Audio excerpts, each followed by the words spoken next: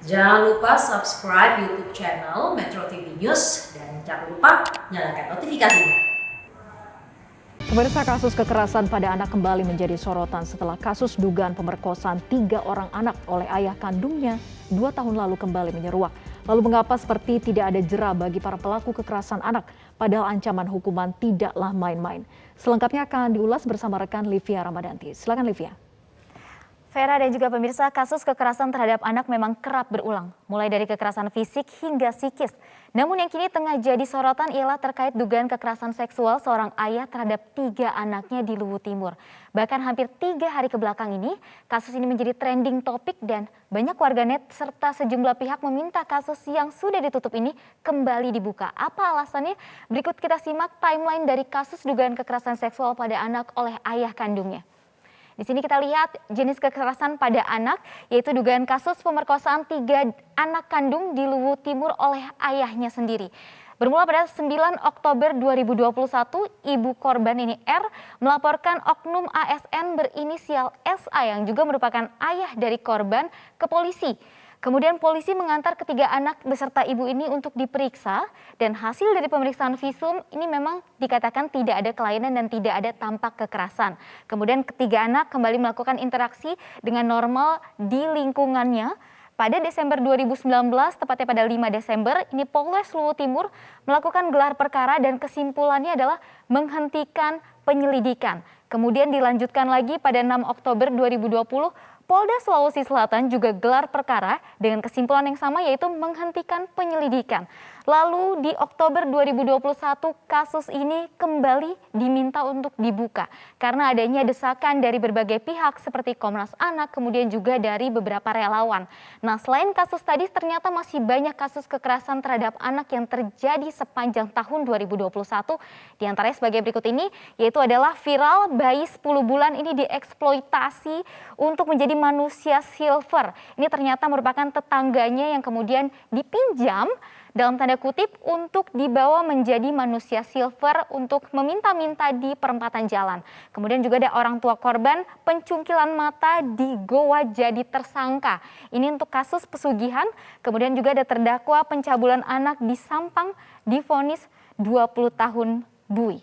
Nah, melihat dari laporan Kementerian Pemberdayaan Perempuan dan Perlindungan Anak di 34 provinsi di Indonesia, kasus kekerasan terhadap anak ini ternyata cukup tinggi di beberapa wilayahnya dan kita simak ini datanya. Bisa dilihat data tertinggi ini bisa ada di Provinsi Jatim, di sini bisa dilihat angkanya. Ini sekitar kurang lebih ada sekitar 750 korban yang menjadi kasus atau angka korban kekerasan terhadap anak. Kemudian wilayah yang juga tinggi adalah Jateng, Jabar, kemudian ada Lampung, bisa dilihat NTB, kemudian ada Sulawesi Selatan seperti kemarin kasus di Luwu Timur, kemudian ada di Sumatera Utara. Dan kekerasan pada anak ternyata memang tidak hanya kekerasan fisik, ternyata bisa juga menjadi kekerasan psikis hingga eksploitasi. Nah, ini merupakan data kasus sepanjang tahun 2021 berdasarkan laporan Kementerian PPPA. Kita lihat apa saja sebenarnya laporannya. Kita lihat yang paling tinggi ternyata adalah kekerasan seksual terhadap anak, yaitu laporannya sebesar 2.892. Kemudian ada kekerasan fisik 2.761, kekerasan psikis yaitu besarannya 2.350 kasus yang dilaporkan.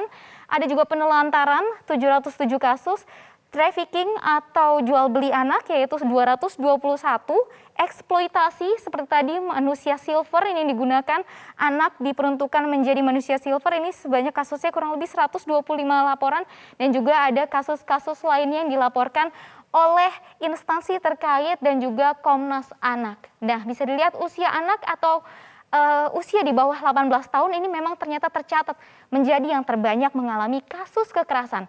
Inilah data yang berhasil kami himpun. Kita lihat di sini anak usia 0 sampai 5 tahun. Ternyata ada sekitar 1.050 anak yang kemudian menjadi korban kekerasan. Kemudian ada anak di usia rentang 6 sampai 12 tahun, ini ada sekitar 2.526. Kemudian ada 13 sampai 17 tahun, ini yang tertinggi yaitu di 4.670. Kemudian ada orang-orang dewasa yaitu 18 sampai 24 tahun, ada yang kemudian yang paling tinggi juga adalah 25 sampai 44 tahun yang angkanya sekitar 3.548. Tapi yang harus digarisbawahi adalah kekerasan terhadap anak ini ternyata paling tinggi di usia rentang 13 sampai 17 tahun. Lalu siapa sebenarnya yang paling banyak melakukan kekerasan terhadap anak? Ternyata maksud kami adalah orang-orang terdekat dari si anak itu sendiri.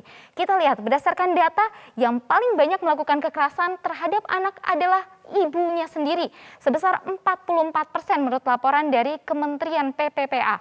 Kemudian ada ayah sebesar 18%. Ibu dan ayah tiri ada sebesar 22%, kemudian ada pengasuh 8% dan pengasuh pengganti ini sekitar 8%. Ada juga data yang menyebutkan bahwa tetangga juga kerap melakukan kekerasan terhadap anak. Nah, pemerintah sebenarnya telah mengatur jerat hukum bagi para pelaku kekerasan pada anak yang diatur dalam peraturan perundang-undangan. Kita lihat aturan perlindungan anak di sini adalah dari pasal atau Undang-Undang Nomor 35 Tahun 2014 tentang perlindungan anak.